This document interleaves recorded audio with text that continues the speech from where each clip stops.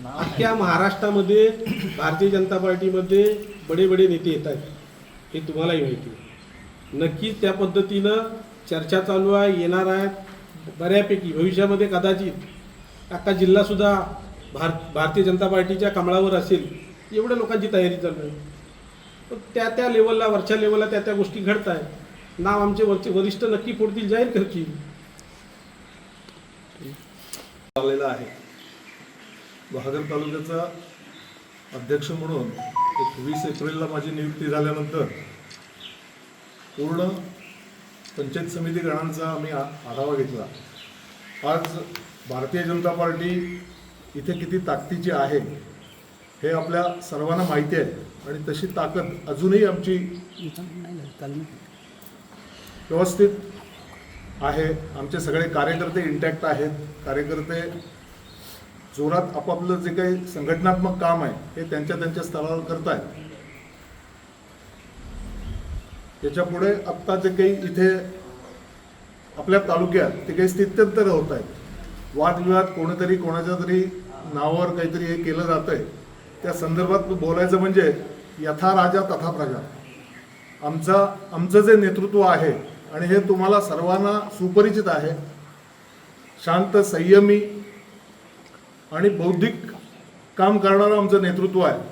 त्याप्रमाणे आमचा कार्यकर्ताही त्या पद्धतीचा आहे, त्या पद्धतीने काम करतोय. कुठेतरी आचकट विचकट बोलणं हे आमच्या पक्षाची परंपरा नाही.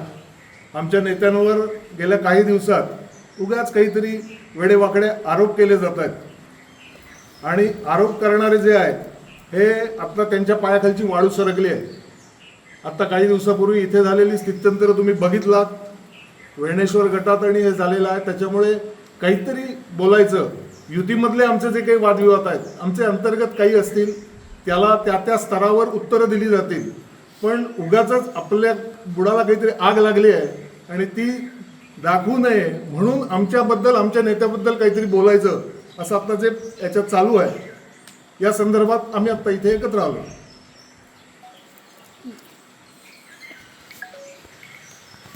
स्टेजवर आणलं असलं तरी त्यांच्याच पक्षाचे जे आता मुख्य नेते उदय सामंत आहेत त्यांनी पत्रकार परिषदेत तर तो प्रश्न उपस्थित केला, कोण विनेनाथ. त्याला आता जवळजवळ 10 ते 12 दिवस गॅप पडत गेला. त्यामुळे नक्की भाजपची भूमिका, मित्रपक्ष असूनसुद्धा त्यांनी मित्रपक्षांच्याच माजी आमदारावर बोलणं हे योग्य होतं का? चुकीचं आहे ना. आमच्या नेतृत्वावर बोलणं नक्की चुकीचं आहे. त्याचं उत्तर त्यांना आम्ही नक्की दिलं आहे. म्हणूनच एकनाथराव शिंदेनी जाहीर सभेमध्ये ओळख करून द्यायची काय प्रतिक्रिया होती. नेता जर ओळखत असेल, ते नेता मानतात ना. आदरणीय या राज्याचे मुख्यमंत्री आहेत, त्यांचे नेते आहेत, ते नेता मानतात. आणि त्या नेत्याने आमच्या साहेबांची ओळख करून दिली किंवा स्टेजवर पुढे बोलवलं की ह्या माणसांमुळं आज ही इथली निवडणूक आपण लढवतोय किंवा ताकदीनं निवडून येणार आहे. जबाबदारी सर्व त्यांच्यावर दिली त्या मतदारसंघाची. अजून काय पाहिजे? ना मुद्दा सर तोच आहे की विनय नातू हे या गुहागर तालुक्याचे माजी आमदार आहेत, भाजपचे ज्येष्ठ नेते आहेत. आणि असं असताना त्यांच्या नेतृत्वामध्ये इकडची निवडणूक ह्या वर्षीची लढवण्यात आली. उदय सामंतसुद्धा हेच म्हणाले. पण निवडणूक झाल्याच्या नंतर काही महिन्यातच तेच उदय सामंत विनय नातूंवरती कोण विनय नातू असा जाहीरपणे वक्तव्य करतात. DPTCचं जे तुम्ही निधीचा विषय जो म्हणताय, त्या DPTCचा आकडेवारी स्पष्ट केल्यामुळे तो राग झाला असं तुम्हाला वाटतं. आणि एवढं सगळं असताना भाजपने त्याच्यावरती काही प्रतिकार केला नाही विनय नातूंना, उदय सामंत यांना अजून. तर प्रतिकार केला नाही असं तुमचं म्हणणं आहे. आम्ही नक्की प्रतिकार करणार आहोत. युतीचं सरकार आहे, युतीच्या माध्यमातून आमच्यावर संस्कार भारतीय जनता पार्टीचे. नक्कीच नेत्याला नेतं म्हटलं पाहिजे, कार्यकर्त्याला कार्यकर्ता बोलला पाहिजे. ही संस्कृती आमच्या भारतीय जनता पार्टीची आहे, ती नक्की आम्ही पाळली. परंतु साहेबांनी जे नातूसाहेबांनी जे वर्गीकरण केलं ते खरं आहे, ते खोटं आहे का? तर ते खरं आहे. आता ते बोलत असतील की मी ओळखत नाही, हा त्यांचा भाग आहे. पण आमचा भाग काय, तर आमचा नेता सर्व स्पष्ट आहे, उघड छातीनं सांगतोय. काय लपून ठेवलेली गोष्ट नाही. स्वतःसाठी कुठले मागितलेलं नाही किंवा आवाच्या पोटी कुठलं पद हवं आहे म्हणून तरी नक्की पत्रकार किंवा ह्या व्हिडिओ शूटिंग केलेल्या पत्रकार परिषद नव्हत्या. माझ्या मतदारसंघामध्ये मी निवडून आलो होतो, त्या मतदारसंघाचा मी प्रवास केला, 18 वर्षे मी राहिलो. त्या मतदारसंघाला काही ना काही मिळावं ही त्यातली भावना आहे. बरं, जिल्हा नियोजन समितीचा निधी जो दक्षिण रत्नागिरीमध्ये जास्त वापरण्यात आला, विशेष करून रत्नागिरी, लांजा आणि त्यांच्या मतदारसंघात. उत्तर रत्नागिरीमध्ये त्याचं काय कुठे वाटप त्या अनुषंगाने दिसत नाही. जिल्हाध्यक्ष म्हणून तुम्ही वरिष्ठांकडे याबाबत काही तक्रार केलेली आहे का नातूंच्या? नक्कीच आमचे संपर्क नेते आहेत नितीशजी राणे साहेब, तसेच आमचे नेते आहेत आदरणीय चव्हाण साहेब, यांच्याकडे आम्ही त्या गोष्टीबद्दल सखोल चर्चा केली. भविष्यामध्ये त्या गोष्टी वरच्या लेवलला त्यांच्या पद्धतीनं ते मांडतील, त्या पद्धतीने मार्ग काढतील आणि सर्वच मतदारसंघाला, म्हणजे मी ज्या मतदारसंघाचा किंवा ज्या जिल्ह्याचं प्रतिनिधित्व जिल्हाध्यक्ष म्हणून करतो त्याला भारतीय जनता पार्टीच्या माध्यमातून न्याय कसा मिळवून देता येईल किंवा निधी वाटप जास्त कसं करून देता येईल यासाठी वरचे नेतृत्व माझ्या पाठीशी गंभीरपणे किंवा माझ्या सर्व सहकाऱ्यांच्या पाठीशी गंभीरपणे उभे आहे. उदय सामंत यांनी ग्वागर विधानसभा मतदारसंघाचे माजी आमदार आमचे मार्गदर्शक आदरणीय विनयजी नाथ यांच्या माध्यमातून नियोजन समितीच्या निधी वाटपासंदर्भात काही चर्चा किंवा काही व्हिडिओ आपल्या माध्यमातून जाहीर केले गेले. त्या व्हिडिओमध्ये कितपत तथ्य हे तुम्हालाही सर्वांना माहिती आहे. जनतेसमोर एक माजी आमदार म्हणून ते 18 वर्षे सेवा करत असताना त्यांची एक जबाबदारी म्हणून त्यांनी तो मांडलेला व्हिडिओ होता आणि त्या व्हिडिओच्या माध्यमातून तुम्ही बघितलं असेल की या जिल्ह्यामध्ये निधीचं वाटप करत असताना किती फरक आहे तो त्यांनी आकडेवाईज सांगितलं. म्हणजे एकूण 2 मतदारसंघामध्ये तुम्ही आकडे बघितला तर जवळजवळ 108 कोटीच्या आसपास आहे आणि बाकीच्या 3 मतदारसंघामध्ये 68 ते 70च्या आसपास असा निधी वर्ग केलेला आहे. हा फरक जनतेसमोर आणला आणि त्याच्यानंतर काही गोष्टी घडू लागल्या. अनेक गोष्टी घडत असताना बरोबर आहे की माझे आमदार असताना आपली भूमिका मांडताना आम्हाला तो अधिकार आहे त्या पद्धतीने त्यांनी मांडला आणि वर्गीकरण करत असताना जे सत्य आहे, जे शासनाने माहिती दिली त्या माहितीच्या आधारे मांडले. त्या निधीमध्ये कुठचाही खोटी बातमी आहे का तर नाही. ती करत असताना अनेक व्हिडिओ अपलोड झाल्या, त्या होत असताना लोकांचा गैरसमज काय.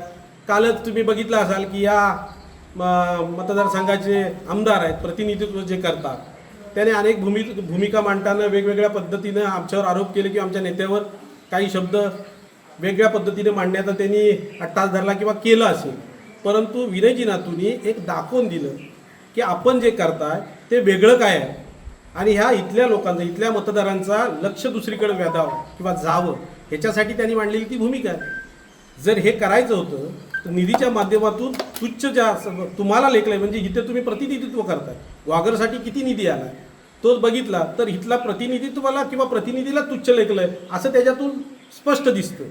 असं कुठेही वाटत नाही की डॉक्टर साहेबांनी जो निधी मागितला आहे तो आपल्या मतदारसंघासाठी मागितला आहे, ज्या मतदारसंघाचं नेतृत्व केलं आहे त्याच्यासाठी मागितलं आहे. तुम्ही त्याचं वर्गीकरण केल्यानंतर लक्षातच आलं आहे प्रत्येक इथल्या जनसामान्य माणसाच्या की निधी मागत असताना डॉक्टर साहेबांनी काय स्वतःसाठी मागितलेलं नाही. आणि हा युतीचा कारभार चालू आहे. युतीमध्ये ज्या गोष्टी घडत आहेत त्याच्यावर बोलले.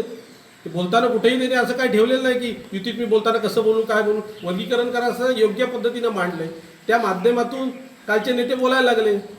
हेच नेते 2021ला मला वाटतं निवडणूक झाली 19ला आणि त्या इलेक्शनमध्ये विजयी झाले. आम्हाला तुम्हाला सर्वांना माहिती आहे की नंबर 6मध्ये येत होते, मंत्री होतील, आम्हालाही वाटलं होती. मग तेव्हाच्या तत्कालीन शिवसेनेनं त्यांना तुच्छ नेमलं का, मानलं का, कदाचित त्यांना ते मंत्रिपद मिळालं नाही. त्या पद्धतीनं ते आपली कुठली तरी ना कोणती तरी गोष्ट समाजामध्ये आणत असताना माध्यमाच्या ह्याच्यातून आणत असताना वेगळ्या पद्धतीनं मांडावी आणि दुर्लक्ष करावे अशा पद्धतीने त्यांची मांडणी आहे. तुम्ही बघितल्याप्रमाणे मला वाटतं निधीचं तर वर्गीकरण आमच्या नातूसाहेबांनी नक्की केलं आहे, परंतु वेगवेगळ्या पद्धतीनं फक्त आणि फक्त ह्या मतदारसंघामध्ये भाजपवरच बोलायचं हेच गेल्या 15 वर्षामध्ये आपल्याला दिसलं असेल किंवा आपण तुमच्या माध्यमातून तुम्ही मांडलंसुद्धा असेल की फक्त विरोधात कोण दिसतो तो भाजप दिसतो. अशा अनेक गोष्टी त्या माध्यमातून त्यांनी मांडल्या आहेत. परंतु आमचा नेता किती चांगला आहे ते झालेल्या ह्या इलेक्शनमध्ये तुम्हाला कळलं असेल की त्यांना तुम्हाला माहिती असेल नेतृत्व मानलं.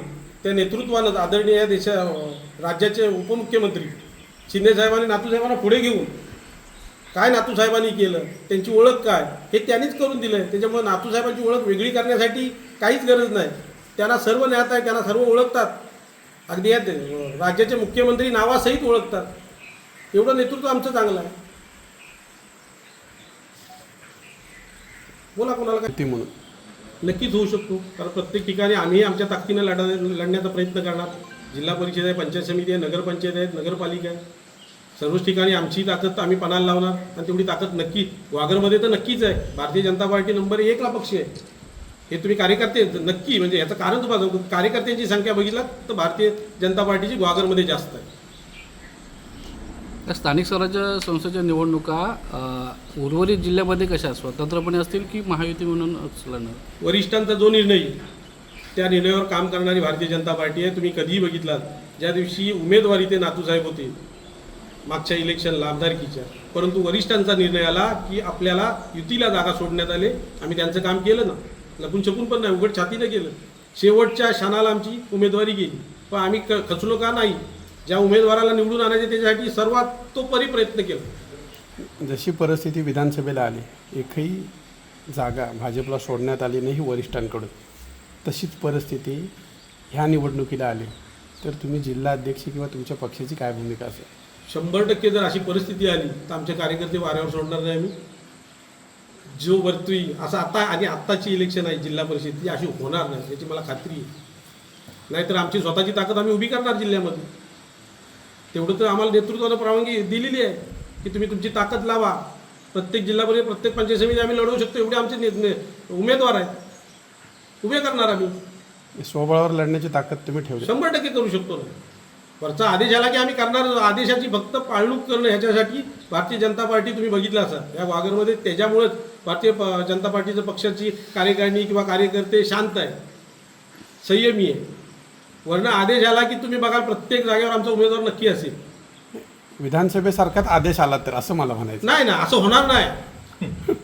शेवटला कार्यकर्त्यांची काही ना काही मनं आहेत, कार्यकर्त्यांच्या मागे काही ना काही पदाधिकारी आहेत. त्यांना कोणाला नाही वाटतं की माझा नेता जिल्हा परिषदमध्ये उभा राहावा, निवडून यावा. हे प्रत्येक कार्यकर्त्याची मानसिकता असते. कुठलाही कार्यकर्ता असं राहणार नाही. आणि आम्ही जरी बोललो तरी कार्यकर्ते सुद्धा ऐकणार नाहीत. वरिष्ठ हे वरिष्ठांना सर्व माहिती आहे. आमचे वरिष्ठ नक्कीच त्या पातळीचा याचा विचार करून त्या पद्धतीनं निर्णय नक्की होईल याची सर्वांना खात्री. तरी युतीचा फॉर्म्युला झाला महायुतीचा, तरी साधारण किती जागांवर लढण्याचा आता सध्या तुमचं उद्दिष्ट? हा फॉर्म्युला अजून ठरायचा आहे. बऱ्यापैकी जागा आमच्याकडे असतील, चांगल्या पद्धतीने त्या निवडून येतील ह्या पद्धतीनं जागा मागणी आम्ही केलेली आहे. जिल्हा परिषदमध्ये आमचा एखादा उमेदवार किंवा अनेक उमेदवार ज्याचे जातील त्याला चांगलं पद तिथे चांगली खुर्ची कशी मिळेल, काम कसं करता येईल, म्हणजे ह्या जिल्हा नियोजनमध्ये त्याला आवाज उठवण्यासाठी आम्ही पुढे त्याला नेणार आहोत. चांगल्या पद्धतीने आमचे उमेदवार उभे करणार आणि त्यांच्या पद्धतीने मागणी करणार.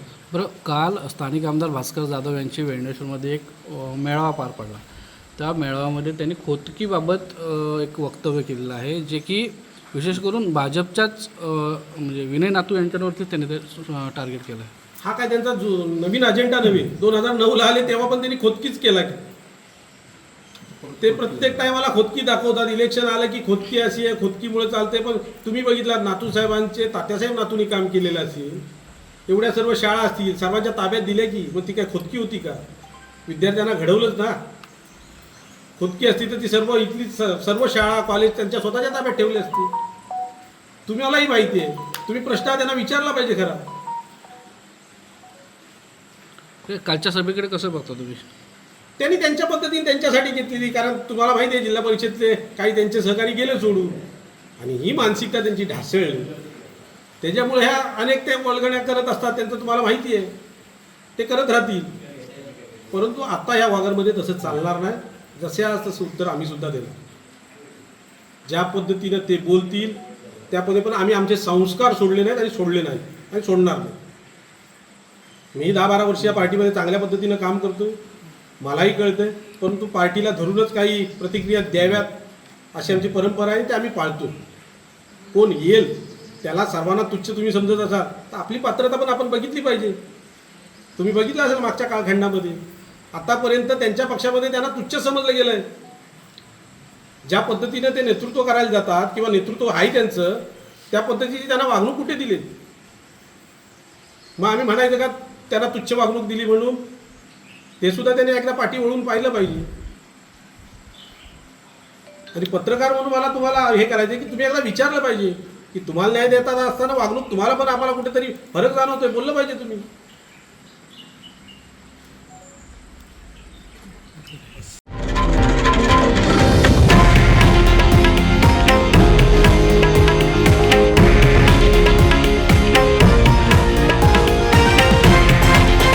हे आहे देशातील नंबर 1 न्यूज नेटवर्क आणि आपण पाहत आहात TV9 मराठी, एकमेव.